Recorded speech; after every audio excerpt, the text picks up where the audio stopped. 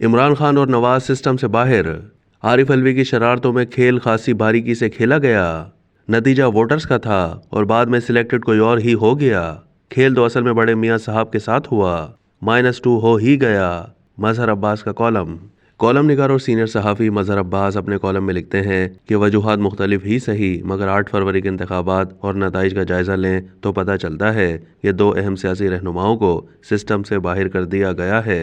سابق وزراء اعظم نواز شریف اور عمران خان دونوں کی جماعتیں جیت کی دعوے دار ہیں، مگر جن کے درمیان اصل مقابلہ تھا اس اہم ترین منصب کے لیے وہ دونوں ہی باہر ہیں۔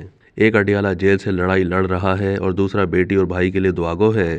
چوتھی بار وزیر اعظم نہ بن سکے تو کیا ہوا؟ لگتا ہے کھیل خاصی باریکی سے کھیلا گیا ہے۔ کامیابی بہرحال بظاہر شہباز شریف اور سابق صدر آصف علی زرداری کے ہاتھ آئی ہے، بس ذرا صدر عارف الوی جانے سے پہلے کچھ شرارتیں کر رہے ہیں۔ -2 پر بہرکیف عمل درآمد ہو ہی گیا۔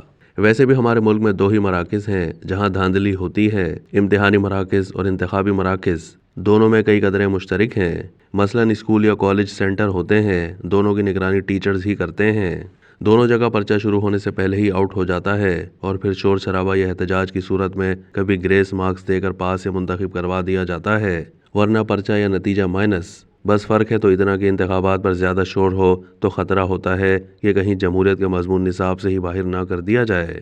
1977 تو یاد ہے نا آپ سب کو، 11 سال انتظار کرنا پڑا جمہوریت کو دوبارہ نصاب میں شامل کرنے کے لیے۔ اس وقت بھی ہمارے ایک دوست جماعت اسلامی کراچی کے امیر حافظ نعیم الرحمن انٹر کے امتحانات اور 8 فروری کے انتخابی نتائج دونوں میں دھاندلی کے خلاف تحریک چلا رہے ہیں اور نتائج منسوخ کرنے کا مطالبہ کر رہے ہیں۔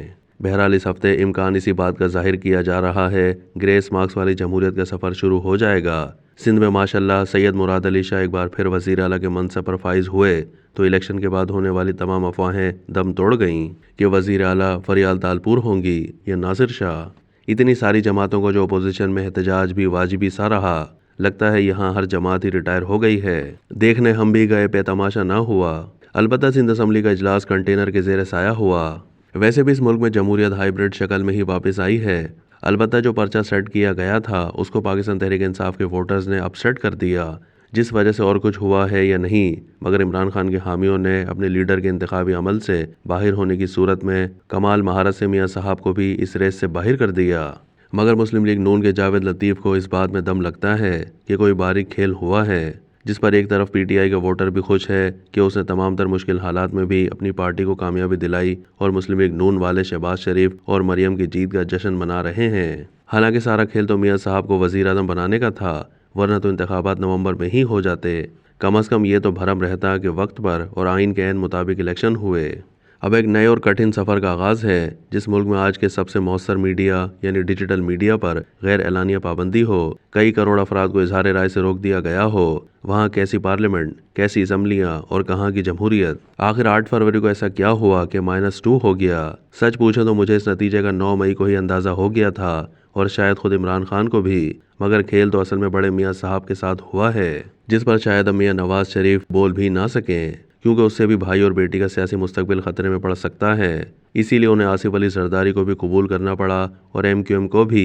ویسے ہمارے کراچی والے بھائیوں کو دیکھ کر بھی افسوس ہوتا ہے کہ کس پارٹی کو کہاں لے آئے ہیں۔ 8 فروری کا پرچہ تو سیٹ تھا، نتیجہ بھی بہت سے لوگوں کو بشمول کچھ ٹی وی اینکرز کے پتہ تھا، کئی کا خیال تھا کہ تحریک انصاف شاید بائیکاٹ کر جائے انتخابی نشان نہ ملنے پر، مگر صبح 8 بجے سے شام 5 بجے تک نتیجہ ووٹرز کا تھا اور بعد میں سلیکٹڈ کوئی اور ہی ہو گیا۔